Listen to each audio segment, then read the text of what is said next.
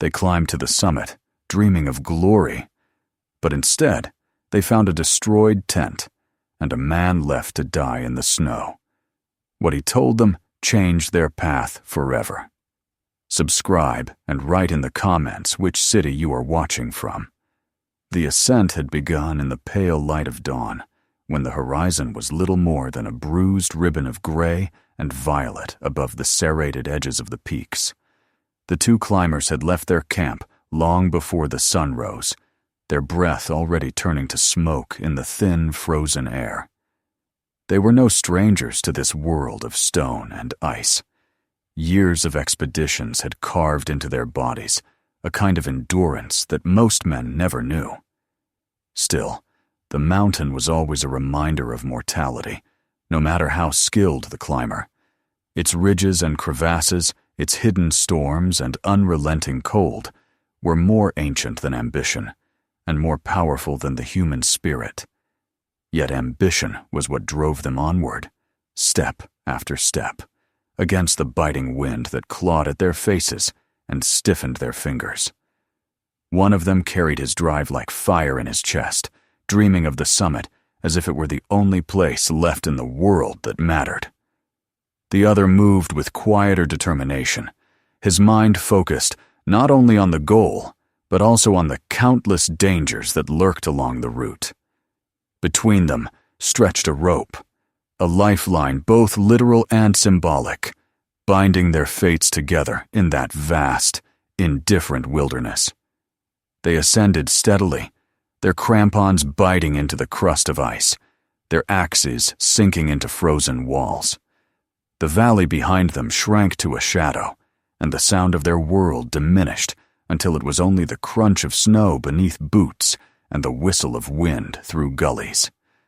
Time slowed in such places, or perhaps it accelerated so fast that hours bled together, impossible to measure. Their thoughts narrowed to rhythm, to breath, to survival. It was in this suspended state that the first signs of something wrong appeared. A flash of color against the endless white caught the eye of the more cautious climber. He halted, raised a gloved hand, and pointed. There, half buried beneath a drift of snow, lay a torn scrap of fabric that had once been part of a rucksack. The threads flapped limply in the wind, stained dark in patches that could only have been blood once. They approached slowly, kneeling in the snow, brushing away the frost with stiff fingers. The rucksack itself lay gutted, its contents strewn by wind or hand, impossible to tell. A tangle of rope, frozen solid, a dented cooking tin, and a water bottle split at the seam. These were not the deliberate signs of a camp packed away and abandoned with order. They were fragments of something sudden, something violent, or at least desperate. The men exchanged a glance but said nothing. Words in that silence seemed unwelcome, almost sacrilegious, as though the mountain itself were listening. A few meters farther on, half concealed by rock and snow, they found the remnants of a tent. The poles bent like broken bones, the nylon canopy shredded and half lifted by the wind, the guy lines torn away. One corner of the structure still clung stubbornly to the ice, fluttering like a wounded bird. The sight unsettled them both. Climbers did not leave tents in such condition unless forced to flee. Even storms, however brutal, left behind the skeleton of order. This was ruin, not simply ruin by weather, but by something else, and they felt the first stirrings of unease in their stomachs. As they climbed past this wreckage, the trail of disturbance continued. Footprints, old but not entirely erased, pressed into the snow. Some were deep and erratic, as if made by someone stumbling or dragged against his will. Others branched off, higher, leading toward the ridge. The wind had done its best to erase the story, but traces remained, and in those traces, the climbers read uncertainty. Again, they said nothing, for there was no comfort in speculation. The hours stretched, the light shifted from the pale blush of dawn to the hard brilliance of morning. Clouds gathered above the higher ridges, their bellies swollen with promise of storm. The climbers pressed forward, each weighed down not only by gear, but by the invisible presence of what they had found. And then, as the slope curved around a rocky outcrop, they saw it, a small tent, still standing, though barely. Its canvas sagged inward, the poles straining against the weight of snow, the fly sheet half torn and flapping like a sail. It looked as though a single strong gust might finish what time and neglect had already begun. The cautious climber raised a hand again, and together they approached. The snow around the tent was disturbed in irregular patterns, as though someone had crawled rather than walked.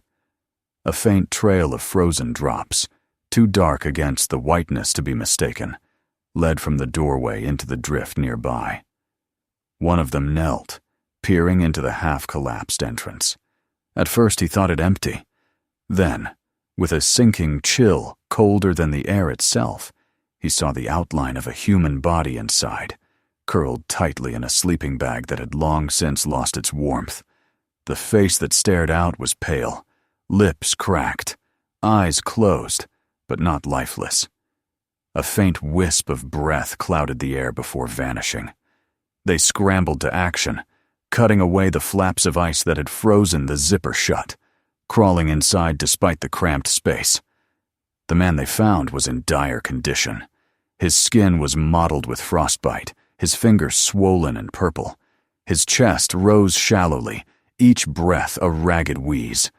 The smell inside the tent was of damp fabric, sweat long turned sour, and the faint coppery tang of blood. They knew instantly that without intervention he would not last long.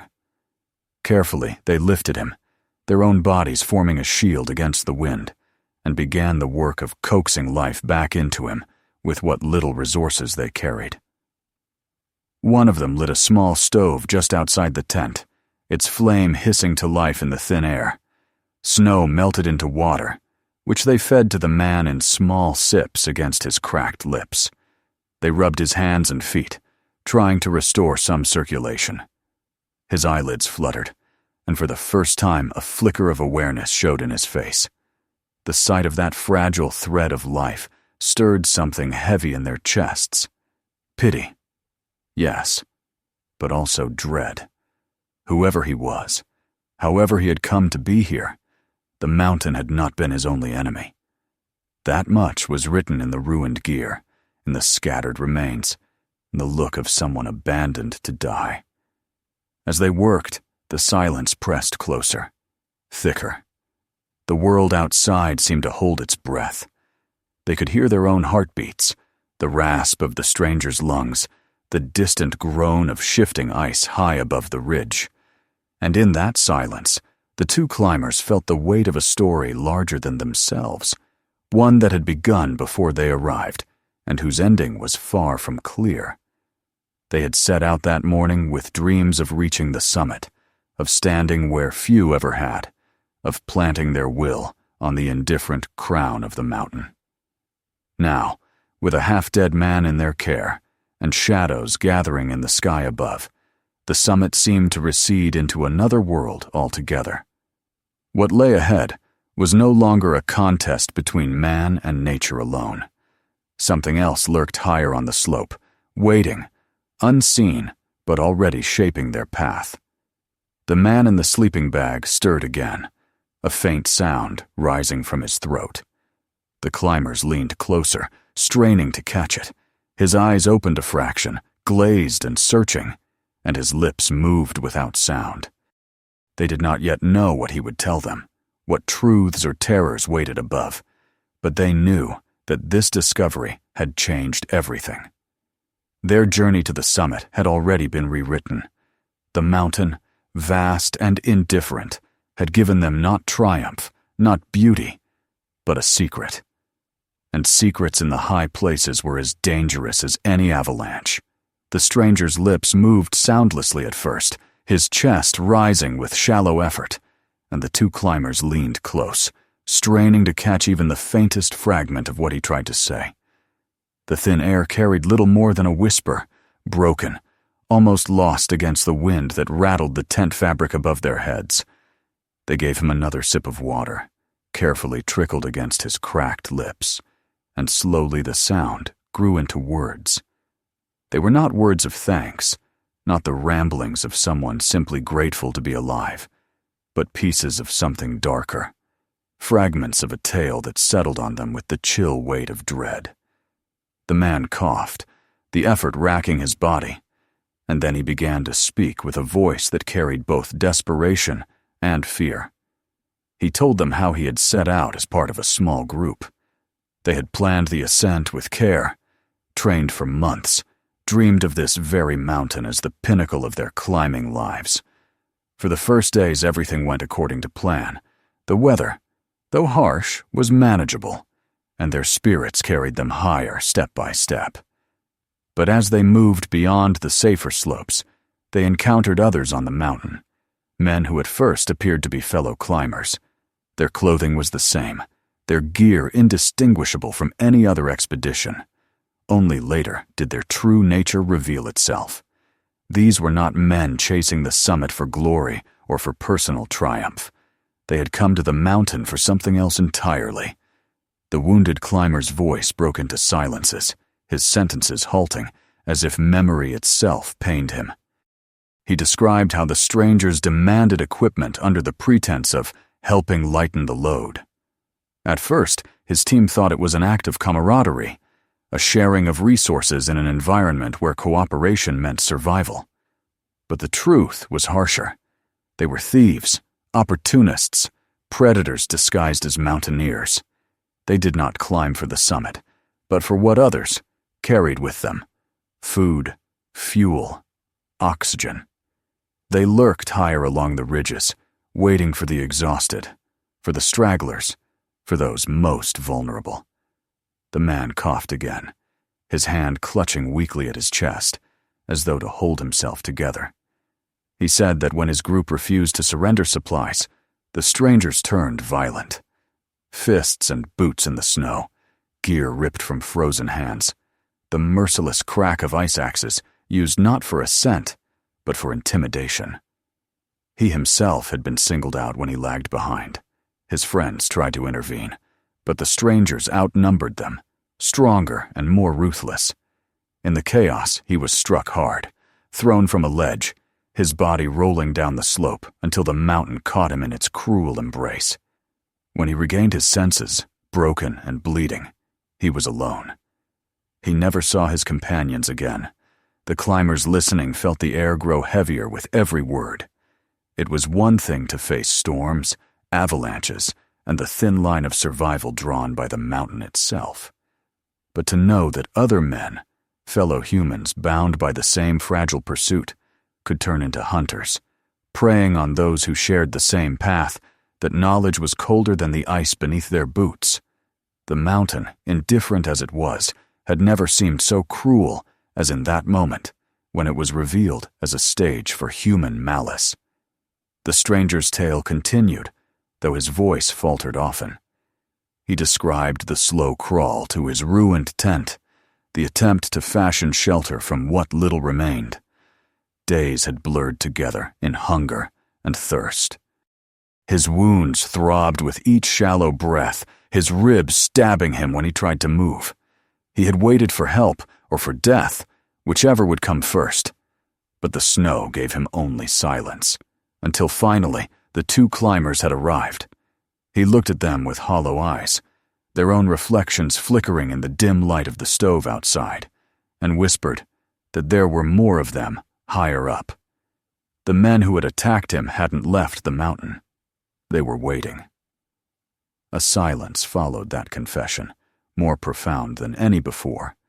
The two climbers exchanged glances, each one reading the same thought in the other's eyes. The summit, once a shining beacon in their minds, now loomed behind a veil of uncertainty. To go higher was not simply to risk frostbite, exhaustion, or weather. It was to risk encountering the very men the wounded climber described. predators in a place where trust had always been sacred, where to see another human face on the ice was to feel a kind of relief. Now that reassurance had been twisted into suspicion.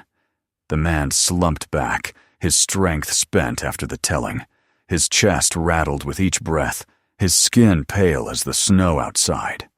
He had given them his truth, or what seemed like truth, and now he looked at them with a silent plea they could not ignore. They fed him more water, a few morsels of food, and wrapped him tighter in his bag. He closed his eyes but did not sleep easily. His body trembled, as though the memory of violence still shook him. The climbers remained by his side as the day grew old. They felt the weight of choice pressing upon them. To abandon him was unthinkable, yet to stay meant their expedition would end there, swallowed by the mountain as surely as if they had fallen into a crevasse. And what of the men above? If the stranger spoke truth, then others were at risk, other climbers ascending in ignorance toward danger. The rope that bound the two climbers together now seemed to bind them also to a duty greater than their ambition. The wind howled louder outside the tent, carrying with it the scent of snow and the promise of storm. They knew time was not their ally. Supplies were finite, oxygen already thinning, weather always poised to turn deadly. Still they lingered, weighing options in silence. Neither spoke of the summit anymore, though the thought still burned in the heart of one of them. Instead, they thought of survival, of responsibility, of what it meant to find another human being so broken, yet so desperate to warn them. As night settled on the slope, darkness fell heavy, pierced only by the weak glow of their small stove and the occasional groan of ice shifting far above. The stranger dozed in restless fits, whispering words in half-dreams, fragments of terror and betrayal. The climbers listened, not to the sense of the words, but to the tone. A man broken not just by the mountain, but by men like him. Men who should have been his brothers on the rope, but instead became his executioners. The mountain outside slept in silence, but inside the tent, 3 souls shared its burden. 2 were uninjured, strong enough to choose their path. The third, clinging to life by a thread, had already shown them what the cost of choice could be. And as the long night pressed upon them, the 2 climbers understood that with the coming dawn, they would need to act. They would either retreat, carrying the wounded man toward safety, or ascend, risking everything to discover whether the horror he described still lurked in the heights above. Dawn in the mountains is never gentle. It came with knives of cold light, cutting through the fabric of the tent and driving them awake with its harshness. The air was brittle, so thin it seemed to resist their lungs. The stranger stirred weakly, opening his eyes to meet theirs. His lips parted, and though no sound came, they read the meaning in his gaze. Do not go up. They could see it there, written in the exhaustion of his body and the haunted emptiness of his stare. But choice was not so simple, not when ambition and fear and duty wove themselves into knots inside their minds. They rose, packed what they could, and prepared for the decision that would come with the climb. The stranger's story was not finished. It lived on in their thoughts, in the broken gear they had seen along the slope, in the heavy silence that hung over the mountain. When they stepped outside, the wind met them with icy teeth, the sky above already darkening with hints of storm. They looked upward, to where the ridge bent into clouds, and for the first time since the expedition began, they didn't see the summit. They saw only the shadow of danger waiting, and the knowledge that the stranger's tale had drawn them into a reality darker than the mountain itself. The morning after the stranger's confession began with silence, but it was not the silence of peace. It was the kind that presses against the skin, heavy and suffocating, carrying with it the weight of what must be decided. The two climbers emerged from the tent into a world stripped bare by cold. The sky above was pale, hard, and unyielding, a dome of thinning blue in which the promise of storm already lurked.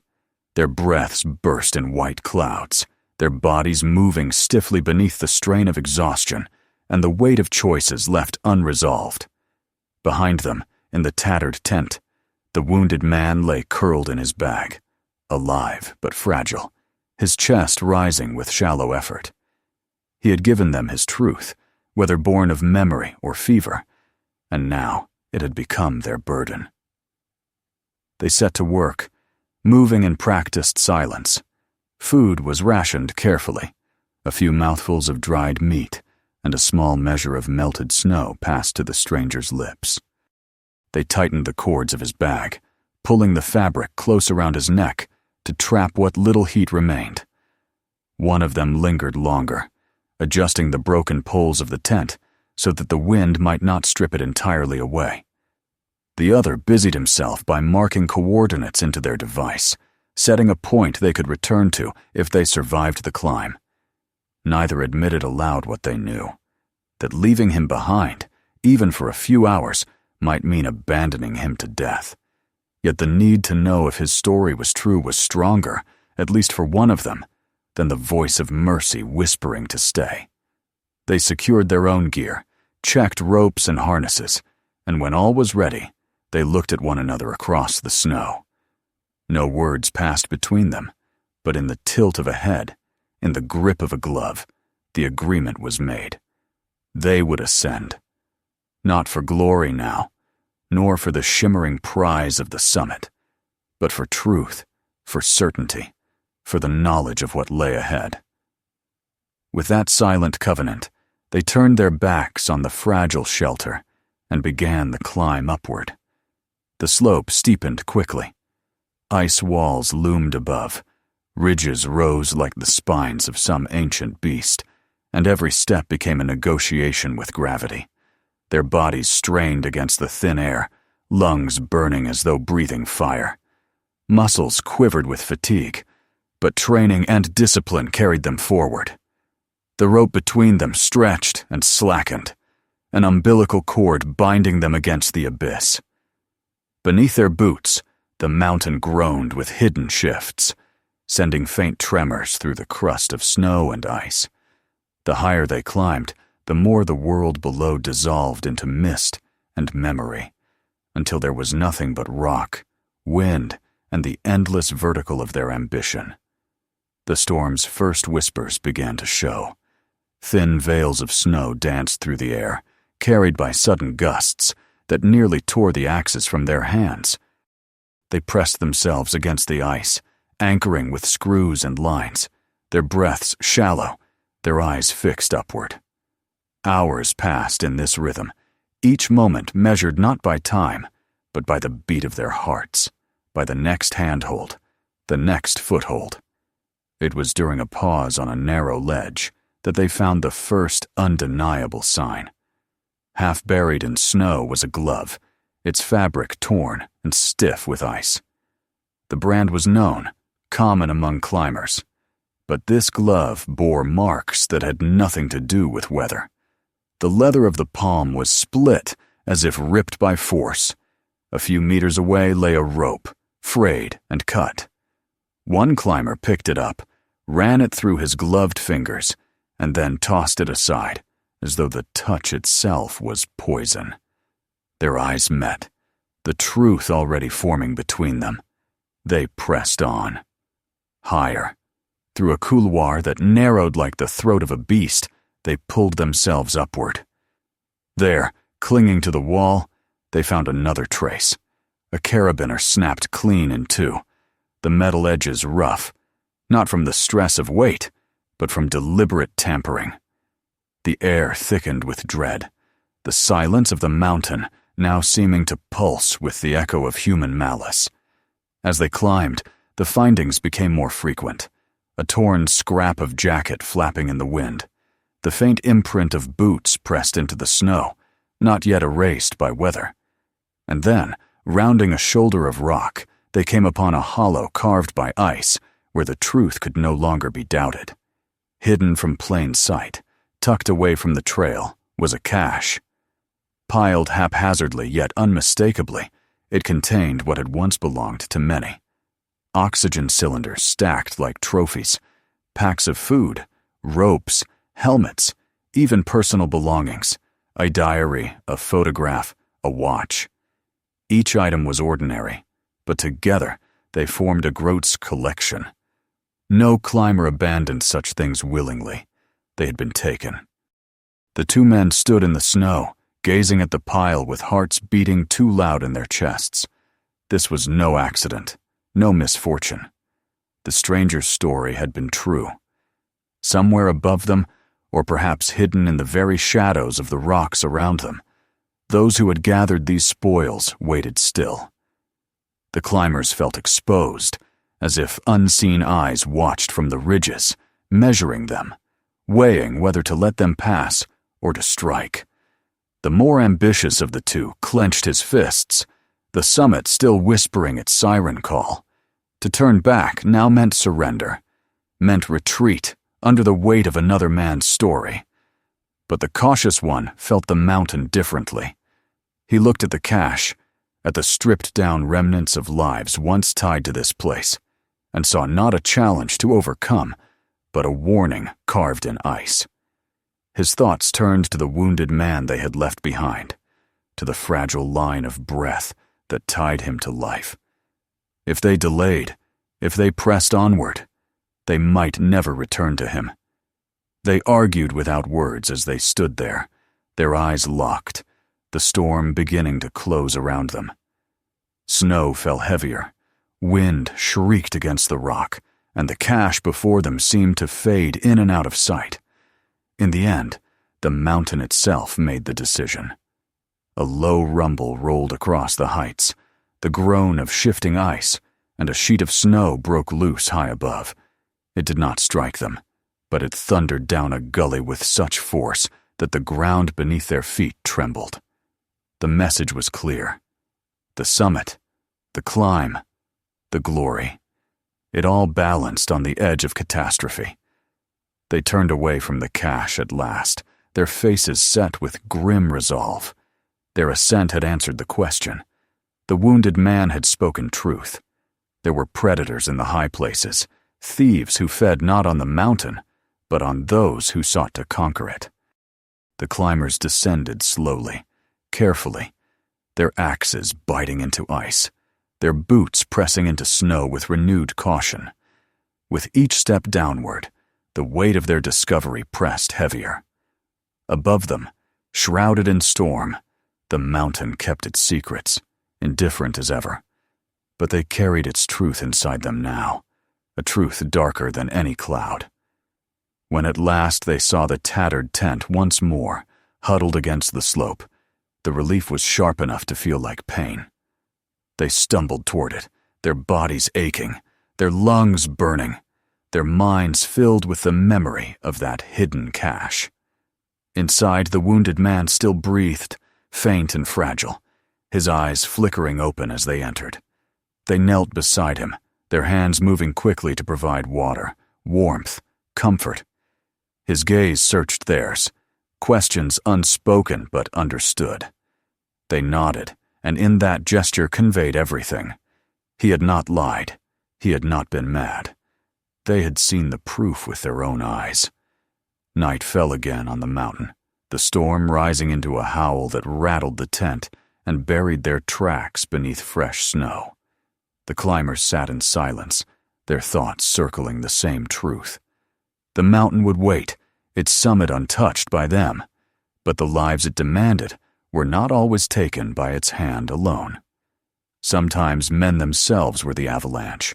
Sometimes the cruelest danger lay not in the ice, but in the hearts of those who climbed beside you. And with that knowledge pressing on them like the very weight of the mountain itself, they prepared for what must come next. The descent, the struggle to bring the wounded man down alive, and the burden of truth they would carry with them into the world below. The storm raged through the night, battering the fragile tent, until it seemed inevitable that the fabric would tear and collapse around them. The two climbers lay awake, their bodies pressed against the snow-packed floor, listening to the mountain's voice in the furious wind. Each gust felt like a hand shaking the canvas, demanding that they make their decision before it was too late. Their discovery of the hidden cache weighed on them heavily, turning every breath into a reminder of what they had seen, what they now carried in memory. They knew that their path was split in two, upward toward the summit, into danger, or downward toward the base, into survival. Neither choice came without loss, and as the hours stretched, the decision grew inside them like a stone in the chest. When dawn returned, it brought no gentleness. The wind lessened, but the air was sharp, biting with renewed cold. The snow outside had deepened, smoothing over the traces of their footprints, erasing all signs of their climb, as if the mountain itself wished to deny what they had found. They sat in silence, sharing a meal of crumbs and melted ice, their hands slow, their faces marked by exhaustion. The wounded man stirred beside them, his eyes opening weakly. He seemed diminished, as though the night had stolen another piece of his strength. His gaze, hollow yet steady, turned to them, and though no words passed his lips, they knew what he asked. Would they risk everything for a peak that offered nothing but emptiness? Or would they return him and his truth to the world below? The ambitious climber looked toward the ridge, still shrouded in cloud, and for a moment his breath caught at the thought of standing upon the summit. It was the dream that had brought him here, the fire that had burned in him for years. Yet in his heart, the vision was now blurred by the memory of oxygen tanks piled like stolen treasure, of ropes cut and jackets torn, of a truth too grim to deny. The cautious one watched his companion closely, reading the struggle within him. He too had once longed for the summit, but the mountain had shown them another side of itself, one where ambition met cruelty, and where reaching higher might only mean falling faster. At last, with a slow and heavy breath, the decision settled between them. They would turn back. The summit could wait, perhaps forever, but the fragile life they had found in the tent could not. Their dream of conquest would remain unfinished, but there was no shame in choosing life over death, no shame in carrying another soul down from the heights. They rose and set about their preparations, pulling ropes from packs, adjusting harnesses, and fashioning a crude stretcher from poles and webbing. The wounded man, too weak to walk, was lifted carefully, his face twisting with pain, his breaths shallow and strained. They wrapped him in every layer of spare fabric they possessed, securing him tightly so that the descent might not shake him into the abyss. The journey down began with difficulty. The snow was soft and deep, every step threatening to swallow their boots. They moved slowly, one guiding from above, the other controlling the weight of the stretcher as it slid on the slope. Their muscles ached with the strain, the rope biting into their shoulders, their lungs screaming in protest. The mountain fought them with every meter, demanding tribute for each step downward. Avalanches whispered from the ridges, the air cracked with sudden gusts, and more than once they nearly lost their balance, saved only by the taut rope and their refusal to let go. The hours dragged into a blur. The sun climbed and fell, hidden often by clouds, casting the world in a shifting palette of silver and gray. The wounded man moaned softly, his voice little more than a thread in the howl of the wind. They spoke no words, for speech wasted breath, and breath was already too scarce. They moved as though in a trance, their will narrowed to the single purpose of survival, each step downward, another rebellion against the mountain's will to hold them. As they descended lower, the terrain shifted from sheer ice to broken rock and snowfields. Their progress grew steadier, though no less dangerous. Once they slipped across a hidden crevasse, the stretcher tilting wildly, the man nearly thrown into the darkness below. Their hearts hammered as they fought to pull him back, every muscle screaming in agony. When at last he lay safe on the snow again, their faces were pale, their eyes hollow with the knowledge of how close they had come to failure. But still they pressed on, for turning back was no longer possible. Toward evening, when the storm at last broke apart and the sky revealed a stretch of pale light, they reached the lower slopes where others had begun to establish camps. The sight of tents dotting the white plain struck them with an almost unbearable wave of relief. Their shouts carried across the snow, and soon figures moved toward them, rescuers, climbers, men and women, whose faces reflected shock at the sight of the burden they bore. Hands reached out, ropes were seized, and the wounded man was taken from them with care. His body was lifted toward safety, wrapped in blankets, surrounded by those who knew how close to death he had come. The two climbers sank to the snow, their bodies trembling with exhaustion, their faces gaunt with hunger and strain. Questions came, voices asking where they had found him, what had happened, what dangers still lay above. They answered slowly, telling of the ruined tent, the confession, the cache hidden in the ice. As their words spread, silence fell among those gathered, a silence born not of disbelief, but of horror. No one wanted to imagine that such darkness could exist on the mountain, that the pursuit of a summit could be overshadowed by the cruelty of man. Yet the evidence was undeniable, carried in their eyes, in their words, and in the battered body of the man they had brought down. The night that followed was quiet in the camp, though the mountain still roared in the distance. Around the small fires, climbers whispered to one another, their dreams of ascent tempered now by fear. The summit still waited above, unchanging, indifferent, but the path toward it had been stained by human hands. The two climbers lay in their tent, their bodies too heavy to move, their eyes staring into the dark. They knew their journey was over, their chance at glory sacrificed. Yet in their hearts there was no regret, only the lingering ache of truth. They had chosen life over ambition, chosen to carry another man instead of chasing their own triumph. In the days that followed, the wounded man began to recover under the care of medics. His strength was slow to return, but his voice grew clearer, his story firmer. He spoke of the men who haunted the heights, of how they took what was not theirs, of how they left others to die in the snow. His words traveled beyond the camp, down to the villages, and soon across the world. Whispers became stories, stories became warnings, and warnings became part of the lore of the mountain.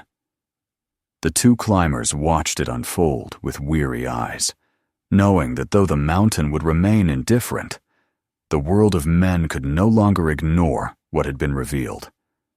When at last they left the mountain behind, their steps heavy on the path downward, they felt as though a part of themselves had been left behind in the snow.